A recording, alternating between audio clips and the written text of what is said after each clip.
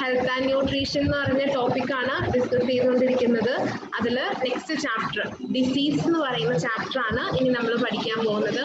Chapter 4, chapter name diseases. അപ്പൊ നമുക്കറിയാം പ്രധാനമായിട്ടും ഡിസീസ് എന്ന് പറയുന്നത് രണ്ട് രീതിയിലാണുള്ളത്. ഒന്ന് കമ്മ്യൂണിക്കബിൾ ഡിസീസ്, രണ്ടാമത്തത് നോൺ കമ്മ്യൂണിക്കബിൾ ഡിസീസ്. അതായത് ഒരെണ്ണം പടരുന്നത് അല്ലെങ്കിൽ മറ്റൊരു രോഗം അത് പടരാത്ത അസുഖങ്ങൾ. അത് പടരാത്ത അസുഖങ്ങൾക്ക് എന്തെങ്കിലും ഒരു പ്രത്യേകമായിട്ടുള്ള ഒരു കാരണം കാണും. അത് കോസ്ഡ് ബൈ പാത്തജൻസ്, അതായത് ഒരു രോഗകാരി ഉണ്ടാകും. അത്രേ ഉള്ളൂ വ്യത്യാസം.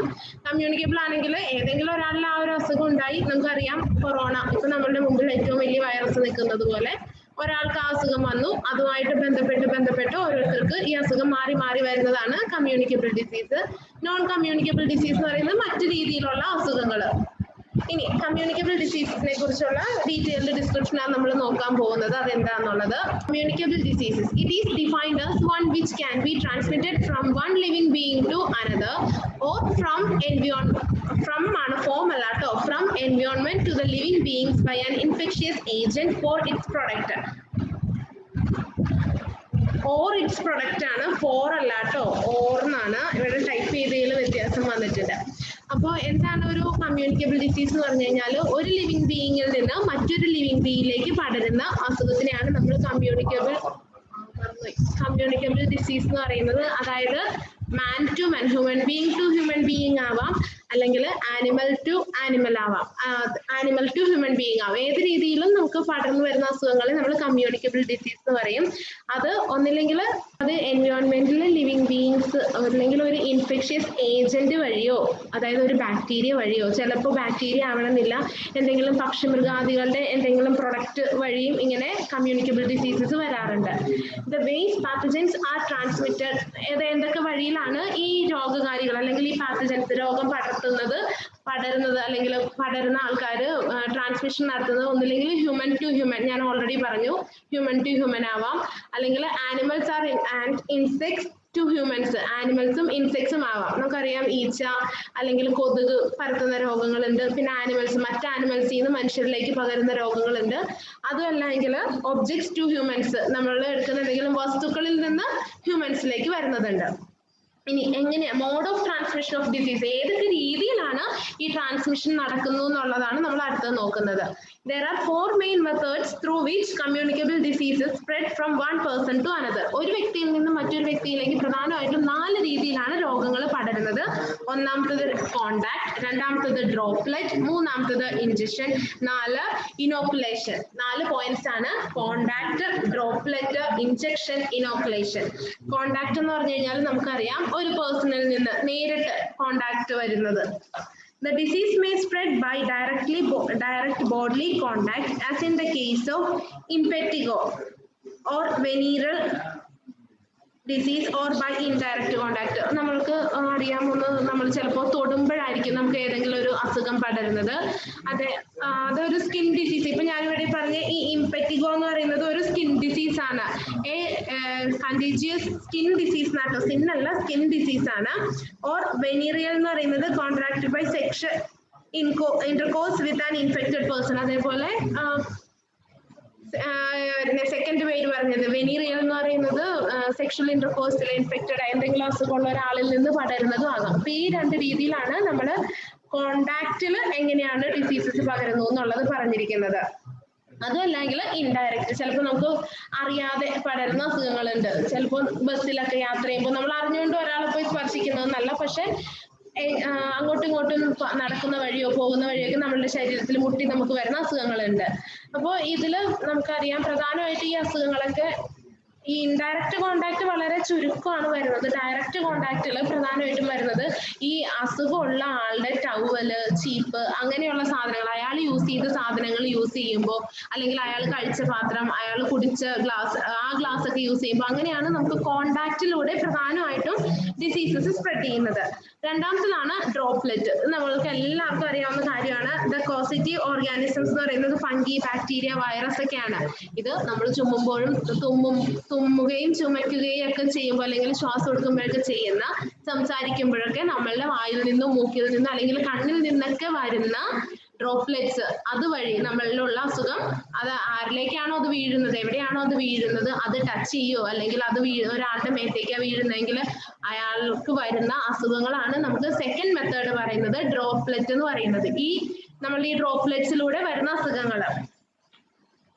The causative organisms are expelled from the infected person by coughing, sneezing or breathing, and it is transmitted directly to another person or transmitted via the atmosphere or dust into it or may be expelled. അതായത് അല്ലെങ്കിൽ ഇപ്പം നേരിട്ട് ഇങ്ങനെ പറ്റാം, ഈ droplets വീഴുമ്പോൾ പറ്റും. അതേപോലെ atmosphere വഴി ഇൻഫെക്ഷ്യസ് ആയിട്ടുള്ള ആളുടെ ശ്വാസം നമ്മൾ അയാളുടെ അടുത്തിരുന്ന് നമ്മൾ ശ്വസിക്കുമ്പോൾ ഉള്ള ബുദ്ധിമുട്ടുണ്ട്. അതേപോലെ ഡസ്റ്റ്, ഇതെല്ലാം ഈ ഡ്രോപ്ലെറ്റ്സിലൂടെ നമുക്ക് ഫംഗസ് അല്ലെങ്കിൽ മറ്റു രോഗങ്ങൾ വരുന്നതിന് കാരണമാണ്.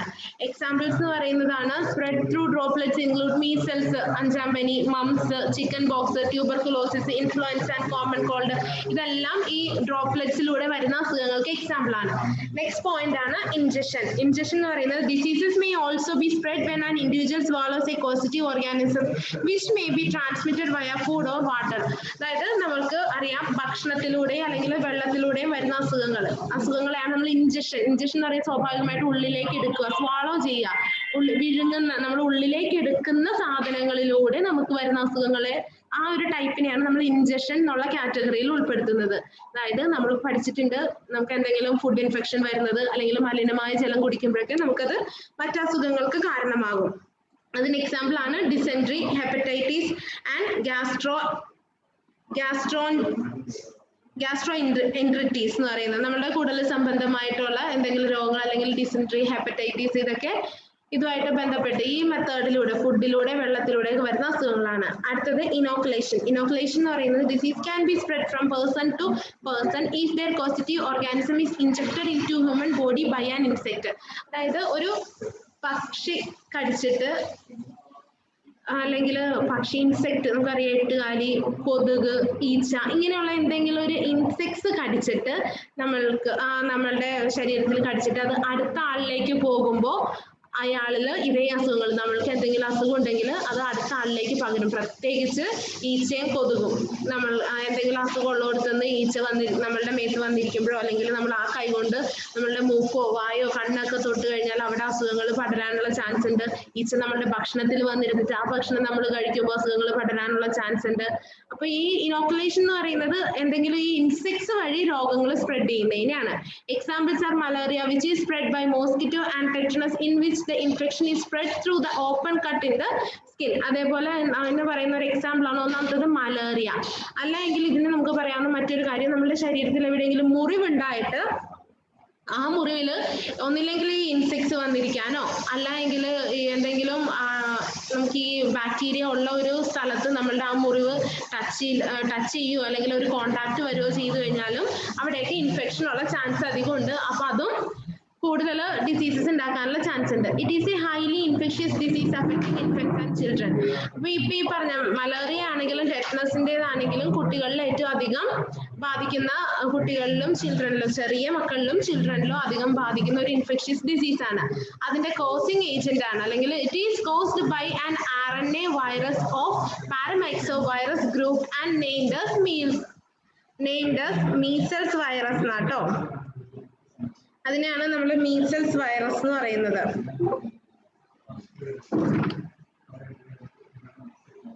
Measles virus. അപ്പോൾ അതിനൊരു ഒന്നാമത്തെ എക്സാമ്പിൾ ആണ് നമ്മൾ പറയുന്നത് മീസൽസിന്. ഇനിയും നമ്മൾ ഓരോ അസുഖങ്ങളെയും കുറിച്ച് ഡീറ്റെയിൽഡ് ആയിട്ട് ഡിസ്കസ് ചെയ്യാണ്. അപ്പോൾ അതിൽ ഒന്നാമത്തെ അസുഖം മീസൽസ്. മീസൽസിന്റെ നമ്മൾ ഇനി ഡിസ്കസ് ചെയ്യാൻ പോകുന്നത് അതിന്റെ സിംറ്റംസ്, കോസസ്, പ്രിവെൻഷൻ. അപ്പോൾ ഈ മീസൽസ് വരാൻ കാരണമാകുന്ന, ഇവിടെ ഒരു ടൈപ്പിംഗ് മിസ്റ്റേക്ക് ഉണ്ട് കേട്ടോ, അതുകൊണ്ടാണ് ഞാനൊന്ന് സംശയിച്ചു നിന്നത്. ഇവിടെ ചെറുതായിട്ട് ഈ കോസിംഗ് ഏജന്റ് മീസൽസ് എന്നുള്ള ഒരു ഹെഡിങ്ങിന് താഴെയാണ് വരുന്നത്. മീസൽസ് എന്ന് പറയുന്ന അസുഖത്തെ കുറിച്ചാണ് നമ്മൾ പറയുന്നത്. അപ്പൊ ഇതില് മീസൽസ് ഉണ്ടാകുന്നത് RNA virus of paramyxo virus group, paramyxo virus വിഭാഗത്തിൽ പെടുന്ന RNA വൈറസ് വഴിയാണ് നമുക്ക് ഈ മീസൽസ് എന്ന് പറയുന്ന അസുഖങ്ങൾ ഉണ്ടാകുന്നത്. അതിനെയാണ് മീസൽസ് വൈറസ് എന്ന് പറയുന്നത്. സോഴ്സ് ഓഫ് ഇൻഫെക്ഷൻ എന്ന് പറയുന്നത് in case of measles no carries are present. Carriers ഒന്നുമില്ല. Nasal and respiratory secretions are the portal for exit of the virus. അതായത് നമ്മളുടെ മൂക്കിൽ നിന്നും അല്ലെങ്കിൽ റെസ്പിറേറ്ററി സെക്രേഷൻസ് എന്തെങ്കിലും വായിൽ നിന്നൊക്കെ വരുന്ന അതിന്റെ വരെ ആയിട്ട് ബന്ധപ്പെട്ട് അല്ലെങ്കിൽ അതിലൂടെയാണ് ഈ ഇൻഫെക്ഷൻ പടരുന്നത്. Not the rash of measles as it popularly believed. Not T ഉള്ളൂ. കാരണം ഒരിക്കലും അതിന്റെ ആ ഒരു ചുമന്ന ഒരു ഇത് വരത്തില്ല. നമുക്ക് ഈ അസുഖം വരുമ്പോൾ ഉണ്ടാകുന്ന ചുമന്ന തരിതരിപ്പ് അല്ലെങ്കിൽ തടുപ്പ് പോലെ വരുന്നതെല്ലാം ഒരിക്കലും ഈ അസുഖത്തിന് കാരണം സോഴ്സ് ഓഫ് ഇൻഫെക്ഷൻ എന്ന് പറയുന്നത് ആ അസുഖം ആർക്കാണോ അത് ബാധിച്ചിരിക്കുന്നത് അയാളുടെ നേസൽ ആൻഡ് റെസ്പിറേറ്ററി സെക്രീഷൻസ് മൂലമാണ് ഈ അസുഖം സ്പ്രെഡ് ചെയ്യുന്നത്. പക്ഷെ കോമൺ ആയിട്ട് വിശ്വസിക്കുന്നത് ഇത് ഈ എന്തെങ്കിലും ഈ അസുഖമുള്ള ആളെ തൊട്ട് കഴിഞ്ഞാൽ ആ രോഗം നമ്മിലേക്ക് പകരുന്നു എന്നൊക്കെയാണ്. പക്ഷെ അങ്ങനെയല്ല കേട്ടോ. ഇത് പ്രധാനമായിട്ടും വരുന്നത് നമ്മളുടെ നേസൽ ആൻഡ് റെസ്പിറേറ്ററി സെക്രീഷൻസ് വഴിയാണ്. ഇനി അതിന്റെ സൈൻസും സിംറ്റംസ് ഒക്കെയാണ് പറയുന്നത്. Incubation period is between 1 to 2 weeks.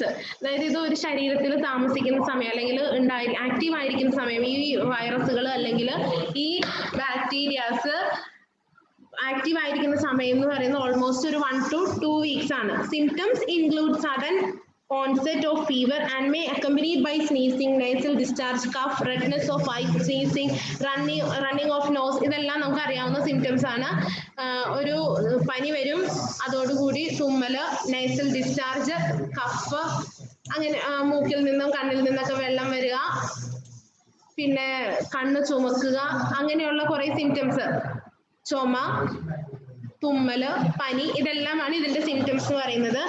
After 3 to 4 days, fine spots appear on mucous membrane of mouth and then typical measles rashes appear over the body starting from the face. ഒരു 3-4 ദിവസങ്ങളാകുമ്പോഴേക്കും ചുമന്ന സ്പോട്ടുകൾ നമ്മളുടെ ശരീരത്തിൽ ആരാണ് infected അവരുടെ ശരീരത്തിൽ വരാൻ തുടങ്ങും. Appear on mucus membrane of mouth ആണ്, നമ്മളുടെ മൗത്തിന്റെ മെംബ്രെയിനിലാണ് വരാൻ തുടങ്ങുന്നത്. ദെൻ അതിനുശേഷം 2 ദിവസം കൂടി കഴിയുമ്പോഴേക്കും ശരീരം മുഴുവൻ ഇതിന്റെ ചുമന്ന ചെറിയ റാഷസ് പോലെയുള്ള കാര്യങ്ങളൊക്കെ ശരീരത്തിൽ അപ്പിയർ ചെയ്യാൻ തുടങ്ങും. Disease is a self-limiting and is cured itself in a week, but complete disappearance of rash may take a long time. ഈ അസുഖം സ്വാഭാവികമായിട്ടും നമ്മുടെ ശരീരത്തിൽ നിന്ന് മാക്സിമം 1-1.5 ആഴ്ചയ്ക്കുള്ളിൽ പോകും. എങ്ങനെ പോയാലും മാക്സിമം 2 ആഴ്ചയുള്ളൂ. പക്ഷെ ഈ ചുമന്ന പാടുകൾ അല്ലെങ്കിൽ ഇതുമൂലം ഉണ്ടായ റാഷസ് പോകാനായിട്ട് കുറച്ച് സമയം പിടിക്കും. ഇനി ഇതിന്റെ പ്രിവെൻഷനും ട്രീറ്റ്മെന്റ് എന്താണെന്ന് പറഞ്ഞിരിക്കുന്നത്. No treatment is required as much for measles. ഇതിന് വലിയ ട്രീറ്റ്മെന്റ് ഒന്നുമില്ല. But sometimes the disease is complicated by diarrhoea, pneumonia, ear infection etcetera.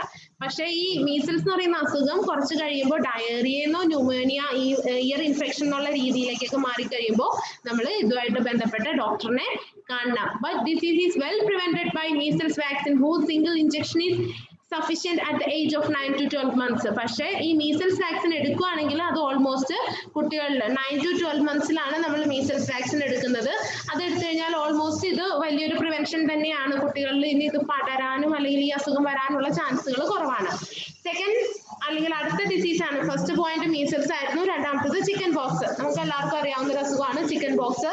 ഇതെന്ന് പറയുന്നത് സ്വാഭാവികമായിട്ട് ഒരു പ്രധാനമായിട്ട് 3 മുതൽ 10 വയസ്സ് വരെയുള്ള കുട്ടികൾക്കാണ് കൂടുതലായിട്ട് അഫക്ട് ചെയ്യുന്നത് കാണുന്നത്. Mostly it occurs in winter season. നമുക്ക് അറിയാവുന്ന പോലെ ഒരു തണുപ്പിന്റെ സീസണിലാണ് ഇത് കൂടുതലായിട്ട് പടരുന്ന സമയം. It is not fatal. അതൊരിക്കലും ഒരു മാരക രോഗമല്ല. It is not fatal. Its rashes resembles those smallpox. പക്ഷേ അതിനകത്ത് നമുക്കറിയാം ഈ അസുഖം വന്നു കഴിയുമ്പോൾ സ്വാഭാവികമായിട്ടും ചെറിയ വട്ടം പോലെ നമ്മുടെ ശരീരത്തിൽ മുഴുവൻ ചെറിയ ബോൾ പോലെയൊക്കെ വീർത്തു വരും. It is caused by a specific virus by a direct or close contact of droplets. ഇത് ഒന്നില്ലെങ്കിൽ നമുക്കൊരു വൈറസ് വഴിയാണ് വരുന്നതെന്ന് പറയാം, അല്ല എങ്കിൽ ഈ അസുഖമുള്ള ആളുടെ ഡ്രോപ്ലെറ്റ്സ്, അയാൾ നമ്മൾ ഓൾറെഡി ഡ്രോപ്ലെറ്റ്സ് എന്ന് പറയുമ്പോഴൊക്കെ നിങ്ങൾ ചിന്തിക്കുക തുമ്മുക, ചുമയ്ക്കുക, അല്ലെങ്കിൽ സംസാരിക്കുമ്പോഴൊക്കെ വായിൽ നിന്ന് വരുന്നത്, അല്ലെങ്കിൽ അയാളുടെ ശരീരത്തിൽ ഏതെങ്കിലും ഒരു ഫ്ലൂയിഡ് നമ്മളുടെ ശരീരത്തിൽ ടച്ച് ചെയ്യാനായിട്ട് വരുന്നതിനൊക്കെ നമ്മൾ ഡ്രോപ്ലെറ്റ്സ് എന്നാണ് പറയുന്നത്. ഈ രീതിയിലൂടെ നമുക്ക് ചിക്കൻ പോക്സ് വരും.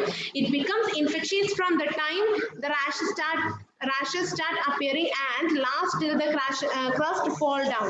ഇത് ഇൻഫെക്ഷ്യസ് ആയിട്ട് നിൽക്കുന്നതെന്ന് പറയുന്നത് അല്ലെങ്കിൽ പടരുന്ന സമയം എന്ന് പറയുന്നത് ആ റാഷസ് ഞാനിപ്പോൾ ഓൾറെഡി പറഞ്ഞ പോലെ നമ്മുടെ ശരീരത്തിലൊക്കെ തടിച്ചു വരാൻ തുടങ്ങി അതെല്ലാം കരിഞ്ഞു പോകുന്നത് വരെയാണ് ഇത് ഇൻഫെക്ഷ്യസ് ആയിട്ട് നിൽക്കുന്നത്. ഇതിന് നമുക്കറിയാം ഒരു കുട്ടിക്ക് എന്തെങ്കിലും incubation period is from 10 to 12 years. Incubation period എന്ന് പറയുന്നത് അതായത് അതിന്റെ ഒരു എന്താ പറയുന്നത് ഇൻക്യുബേഷന്റെ കൃത്യം മലയാള അർത്ഥം എന്ന് പറയുന്നത് അടയിരിക്കുക എന്നൊക്കെയാണ്. ആ ഒരു പീരീഡ് എന്ന് പറയുന്നത് 10 to 12 years ആണ്.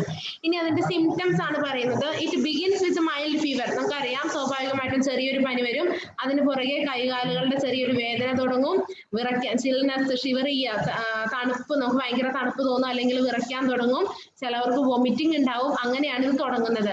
2 ദിവസം കഴിയുമ്പോഴേക്കും നമ്മുടെ ശരീരത്തിൽ ആദ്യം മുഖത്താണ് ഇത് തുടങ്ങുന്നത്, അവിടെ ഇവിടേക്ക് ആയിട്ട് റാഷസ് വരാൻ തുടങ്ങും, അതിനുശേഷം ഹോൾ ബോഡിയിലാകും.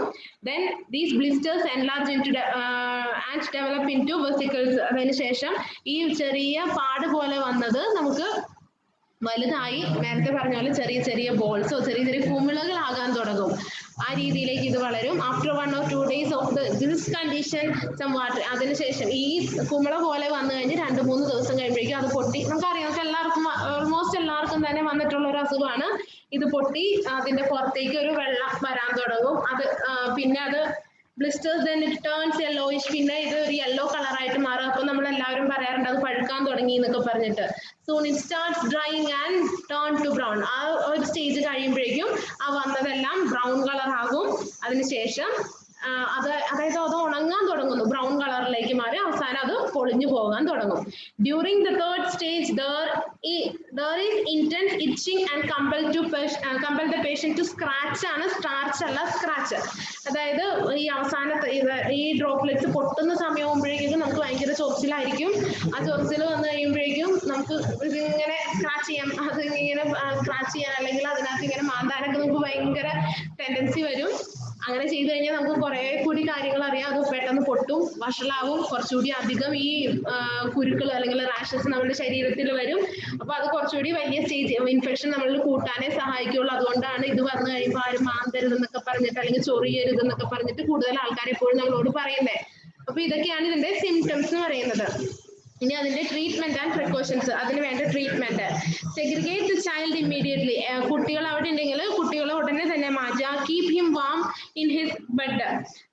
ഈ അസുഖം ബാധിച്ച ആളുടെ ബെഡ് എപ്പോഴും ഒരു ചൂടുള്ള അന്തരീക്ഷത്തിലായിരിക്കാനായിട്ട് നോക്കുക. Do not allow the child to off or scratch the rashes, otherwise it may leave a permanent mark. ഞാൻ ഓൾറെഡി പറഞ്ഞു, അതിൽ ചൊറിയ അല്ലെങ്കിൽ അത് റാഷസ് ഇങ്ങനെ നമ്മൾ മാന്തി വലുതാക്കാതിരിക്കുക. കാരണം അതൊരു പെർമനന്റ് മാർക്കായിട്ട് നമ്മളുടെ ശരീരത്തിൽ കിടക്കും, അത് പിന്നീട് പോകത്തില്ല. For itching, application of calamine lotion will help a lot. നമുക്കറിയാവുന്ന കാര്യമാണ് കലാമിൻ ലോഷൻ. ചൊറിച്ചിലിനൊക്കെ ഏറ്റവും കൂടുതലായിട്ട് ഉപയോഗിക്കുന്ന ആ ലോഷൻ ഇതിനും നന്നായിട്ട് നമുക്ക് ചൊറിയുന്ന സ്ഥലങ്ങളിൽ മുഴുവൻ തൂക്കുക. അപ്പൊ അത് ചൊറിച്ചിൽ കുറെ പ്രിവെന്റ് ചെയ്യിപ്പിക്കും. Frequent sponge bath with a solution of soda bicarb will also lessen the itch. അതായത് സ്പോഞ്ച് ബാത്ത്, കാർബൺ സോഡ ബൈകാർബൺ വെച്ചിട്ടുള്ള സ്പോഞ്ച് ബാത്ത് നമുക്ക് ഒരിക്കലും തേച്ചൊരിച്ച് കുളിക്കത്തില്ല. അപ്പൊ അതുകൊണ്ട് സാവധാനം ഈ സ്പോഞ്ച് ബാത്ത് ചെയ്യുകയാണെങ്കിൽ അത് നമ്മുടെ ചൊറിച്ചിൽ കുറയ്ക്കാൻ സഹായിക്കും. പിന്നെ നമ്മളുടെ നാട്ടുവൈദ്യമൊക്കെ പറയാറുണ്ട് ആര്യവേപ്പിലേക്ക് ഇട്ട് കഴിഞ്ഞാൽ അത് കുറെ ചൊറിച്ചിലിന് ചൊറിച്ചിൽ കുറയ്ക്കാൻ വേണ്ടിയിട്ട് സഹായിക്കും. Collect the crust and burn them to control infection. അതേപോലെ ഇത് ഉണങ്ങാൻ തുടങ്ങുമ്പോൾ ഇത് സ്വാഭാവികമായിട്ടും ശരീരത്തിൽ നിന്ന് പൊളിഞ്ഞു പോകും. നമുക്ക് ഈ അസുഖം വന്നു കഴിഞ്ഞാൽ എല്ലാവരെയും തന്നെ ഒരു റൂമിലാണ് ഇരുത്താറുള്ളത്. അപ്പൊ ആ റൂമിൽ ഇതിന്റെ ഈ പൊളിഞ്ഞു പോകുന്ന എല്ലാം കൂടിയും കൂട്ടിയിട്ട് കത്തിച്ച് കളയാനാണ് മാക്സിമം ശ്രമിക്കേണ്ടത്. കാരണം അപ്പൊ അത് ഇൻഫെക്ഷനെ കൺട്രോൾ ചെയ്യും. Keep the children away from the infected house. എന്തെങ്കിലും ഒരു കുട്ടികൾക്ക് അല്ലെങ്കിൽ ഏതെങ്കിലും ഒരു സ്ഥലത്ത് ഈ അസുഖം ഉണ്ടെങ്കിൽ അവിടെ നിന്ന് കുട്ടികളെ മാക്സിമം ഒഴിവാക്കി നിർത്തുക. Even a mild case of smallpox should be reported to health officers. Health officeകളിൽ നമ്മൾ ഇത് എന്തായാലും റിപ്പോർട്ട് ചെയ്യണം. It may not cause smallpox mistaken as chicken pox and escape treatment. അത് ചിലപ്പോൾ നമ്മൾ ചെറുതാന്നൊക്കെ അല്ലെങ്കിൽ ചെറിയ ഒരു തരിപ്പ് അല്ലെങ്കിൽ തടിപ്പൊക്കെ വന്നു കഴിയുമ്പോൾ നമ്മളത് ഉപേക്ഷിച്ച് കളയാനായിട്ട് നിൽക്കരുത്, അല്ലെങ്കിൽ ട്രീറ്റ്മെന്റ് ഒഴിവാക്കരുത്. കാരണം അത് എങ്ങനെയാണെന്ന് നമുക്ക് അറിയത്തില്ല. അപ്പൊ ഇങ്ങനെയുള്ള എന്തെങ്കിലും നമ്മൾ സിംറ്റംസോ അല്ലെങ്കിൽ ഇങ്ങനെയുള്ള കാര്യങ്ങളൊക്കെ വരുമ്പോഴേ നമ്മൾ നമ്മുടെ ഹെൽത്ത് ഓഫീസിൽ റിപ്പോർട്ട് ചെയ്യേണ്ടതാണ്. നെക്സ്റ്റ് വൺ ആണ് ഇൻഫ്ലുവൻസ. അടുത്ത ടൈപ്പ് ഡിസീസ് ആണ് പറയുന്നത് influenza. It's A viral infection germ spread by sneezing, coughing, droplets and infected discharge from mouth and nose. നമ്മളുടെ വായിൽ നിന്നും മൂക്കിൽ നിന്നും വരുന്ന മറ്റു ഡിസ്ചാർജുകൾ അല്ലെങ്കിൽ തുമ്മുക, ചുമയ്ക്കുക, ഇതിലൂടെയൊക്കെ പടരുന്ന അസുഖമാണ് influenza. It is caused by specific virus and germs received through nose, mouth and even through eyes. അത് നമ്മളുടെ ഈ അസുഖം വരുന്നത് ഒരു ജേം സ്പെസിഫിക് വൈറസ് ആണ്. അത് received through nose, mouth and even through eyes, കണ്ണിലൂടെ, മൂക്കിലൂടെ അല്ലെങ്കിൽ മൗത്ത് വായിലൂടെയൊക്കെയാണ് ഇത് അങ്ങോട്ടും ഇങ്ങോട്ടും പടരുന്നതെന്നാണ് പറഞ്ഞിരിക്കുന്നത്. അടുത്ത symptoms. The person suffering from the influenza feel feverish, headache, body ache, shivering and perspiration. ഇതെല്ലാം ഓൾറെഡി പറഞ്ഞതാണ്. ഇൻഫ്ലുവൻസ വരുന്ന ആൾക്ക് സ്വാഭാവികമായിട്ട് ഒരു പനിക്കുന്ന ഒരു ലക്ഷണം, തലവേദന, ശരീരം വേദന, ഷിവറിങ്, അതെല്ലാം ഉണ്ടായിരിക്കും. Temperature goes high up to 104 degree Fahrenheit to 105 degree Fahrenheit. ഈ ഒരു റേഞ്ചിൽ വരെ ടെമ്പറേച്ചർ വരും. അതേപോലെ നല്ല പുറം വേദന, severe pain in the back, shivering in spite of high temperature. പനി കൂടാതെ ഇങ്ങനെയുള്ള ലക്ഷണങ്ങൾ കൂടെ ഉണ്ടായിരിക്കും. Fever comes down with perspiration and the patient feels physically exhausted and mentally depressed. പനി കുറയുമ്പോൾ എന്താ പറയുന്നത്, physically exhausted and mentally depressed എന്നാണ് പറയുന്നത്. ഇതെല്ലാം നമുക്ക് ഓൾമോസ്റ്റ് എല്ലാവർക്കും തന്നെ വന്നേക്കുന്ന ഒരു അസുഖമാണ്. Throat becomes coarse and nose gets blocked. തൊണ്ട കാറുക, അതേപോലെ നമ്മളുടെ നോസ് മൂക്കുകൾ അടയുക, ഇതൊക്കെയാണ് ഇതിന്റെ മറ്റു ലക്ഷണങ്ങൾ. Sometimes it becomes difficulty to breathe through nose. നമ്മളുടെ ശ്വാസം എടുക്കുന്നതിൽ ഇത് ബുദ്ധിമുട്ടുണ്ടാവും. It is of 3 types. ഇത് 3 രീതിയിലാണുള്ളത്. ഈ സിംറ്റംസിന്റെ പറയുന്നത്. ഒന്നാമത്തത് flu of gastric. Flu of gastric എന്ന് പറയുന്നത് vomiting and diarrhoea also occur in addition to the general symptoms of influenza. ഇൻഫ്ലുവൻസയുടെ മറ്റൊരു ജനറൽ സിംറ്റം ആയിട്ട് പറയുന്നതാണ് വോമിറ്റിങ്ങും ഡയറിയയും. The patient cannot digest anything even after recovery. ഈ അസുഖം മാറിയാലും പേഷ്യന്റിന് പിന്നീട് ഒന്നും കഴിക്കാൻ അല്ലെങ്കിൽ ഡൈജസ്റ്റ് ചെയ്യുന്നില്ല എന്നുള്ള ഒരു സ്റ്റേജിൽ പറയുന്നതിനെയാണ് ഫ്ലൂ ഓഫ് ഗ്യാസ്ട്രിക് എന്ന് പറയുന്നത്. അടുത്തത് flu of nerves. Flu of nerves എന്ന് പറയുന്നത് in this variety of disease, severe headache, body ache, sleeplessness and mental depression are more dominating and the patient becomes gloomy and restless. ഇതൊക്കെയാണ് നെർവ്സിന്റെ, അതായത് നമ്മുടെ nerves ആയിട്ട് ബന്ധപ്പെട്ട കാര്യങ്ങൾ. വേദനകൾ ഉണ്ടാവും, ഹെഡേക്ക്, ബോഡി ഏക്ക്, ഉറക്കമില്ലായ്മ, മെന്റൽ ഡിപ്രഷൻ, ഇതെല്ലാം കൂടാതെ ആ അസുഖം വന്ന രോഗി പേഷ്യന്റ് എപ്പോഴും ഗ്ലൂമി ആയിരിക്കും, റെസ്റ്റ്ലെസ്സും ആയിരിക്കും. ഗ്ലൂമി എന്ന് പറഞ്ഞാൽ വിഷാദിച്ചിരിക്കുന്ന ഒരു രീതിയിലേക്ക് മാറും. അടുത്തത് ഫ്ലൂ ഓഫ് റെസ്പിറേറ്ററി. അതെന്ന് പറയുന്നത് eyes and nose becomes watery, nose gets blocked and makes breathing difficult. Its tendency is towards to pneumonia. നമ്മുടെ കണ്ണും മൂക്കൊക്കെ എപ്പോഴും, അല്ലെങ്കിൽ കണ്ണ്, മൂക്ക് അങ്ങനെയുള്ള എപ്പോഴും വാട്ടറി ആയിരിക്കും, വെള്ളം ഒഴുകിക്കൊണ്ടേയിരിക്കും, അല്ലെങ്കിൽ എപ്പോഴും നനഞ്ഞ എന്താ പറയുന്ന ഒരു ജലാംശം എപ്പോഴും കൂടുതലുള്ള രീതിയിലിരിക്കും. അതേപോലെ മൂക്കടയും, അത് നമ്മളുടെ ശ്വാസം എടുക്കുന്നതിനൊക്കെ ബുദ്ധിമുട്ടുണ്ടാക്കും. അങ്ങനെ അത് സാവധാനം ന്യൂമോണിയയിലേക്ക് കൺവേർട്ട് ചെയ്യും. ഇനി അതിന് വേണ്ടിയിട്ടുള്ള ട്രീറ്റ്മെന്റ് ആണ് പറയുന്നത്. Keep the patient warm in the bed. Keep the patient warm in the bed. Avoid chilling the patient. അതായത് എപ്പോഴും ഒരു ചൂടുള്ള ഒരു സാഹചര്യത്തിലാക്കി കൊടുക്കുക. പിന്നെ തണുപ്പ് അധികം, avoid chilling the patient, otherwise he is liable to get bronchitis or pneumonia or heart trouble. പിന്നെ ഈ തണുപ്പൊക്കെ കൂടുതൽ അടിച്ചു കഴിയുമ്പോഴേക്കും അത് ന്യൂമോണിയ ആയിട്ടോ അല്ലെങ്കിൽ ബ്രോങ്കൈറ്റിസ് ആയിട്ടോ അല്ലെങ്കിൽ മറ്റ് ഹൃദയ സംബന്ധമായ രോഗങ്ങളിലേക്കൊക്കെ മാറാനുള്ള ചാൻസ് ഉണ്ട്. If the symptoms of bronchitis or pneumonia appear, remove the patient to the hospital or consult a physician. അല്ലെങ്കിൽ ഇപ്പം നമ്മൾ പറഞ്ഞ സിംറ്റംസിനേക്കാളും കൂടുതൽ ചുമയോ അല്ലെങ്കിൽ മറ്റു സിംറ്റംസ് ഒക്കെ കാണിക്കുകയാണെങ്കിൽ രോഗിയെ ഉടനെ തന്നെ ഹോസ്പിറ്റലിലേക്കോ അല്ലെങ്കിൽ ഒരു ഡോക്ടറെ കൺസൾട്ട് ചെയ്യിപ്പിക്കാനായിട്ട് കൊണ്ടുപോകേണ്ടതാണ്. Medicated steam inhalation will receive blocked nose and help smooth breathing. നമ്മൾ മെഡിക്കേറ്റഡ് സ്റ്റീം ഹോസ്പിറ്റലിൽ കാണിക്കുമ്പോൾ സ്വാഭാവികമായിട്ടും നമുക്ക് ആ മൂക്കിന്റെ തടസ്സം മാറാനുള്ള, ബ്ലോക്ക് മാറാനുള്ള ഒക്കെ അവർ ചെയ്തു തരും. അതായത് നമ്മൾ ആവി പിടിക്കുക എന്ന് പറയും, അത് മരുന്ന് ഉപയോഗിച്ചിട്ട് ചെയ്യുമ്പോൾ കുറച്ചുകൂടി ഫാസ്റ്റർ ആയിട്ട് നടക്കും.